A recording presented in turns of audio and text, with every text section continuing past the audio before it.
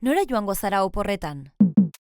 Geroz eta urrutiago joaten gara oporretan, eta normalean hegazkina hartzen dugu, naiz eta jakina den hegazkina kutsadura handia sortzen duten ibilgailuak direla.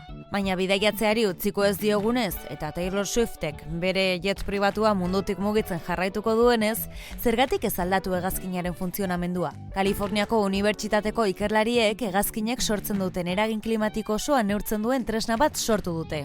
Orain arte zintzen neurtu hegazkinen osagai bakoitzak atmosferan zuen eraginaren iraupena eta intentsitatea. Horregatik ezin izan da murriztu ingurumen inpaktua.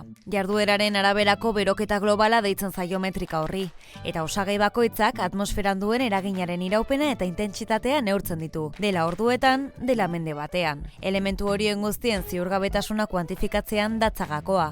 Horri esker, klima aldaketa arintzeko arrakasta izateko probabilitatea kalkulatzen baita. Agian, erregai kontsumo altuago batek kalte txikiagoa egiten dio atmosferari hurrengo mendeetan kondentsazio estela baino. Argi dago, hegazkina ez hartzea dela kutsadura murrizteko modurik onena. Hortaz, zergatik ez saiakera egin? Egon zara adibidez etxalarren?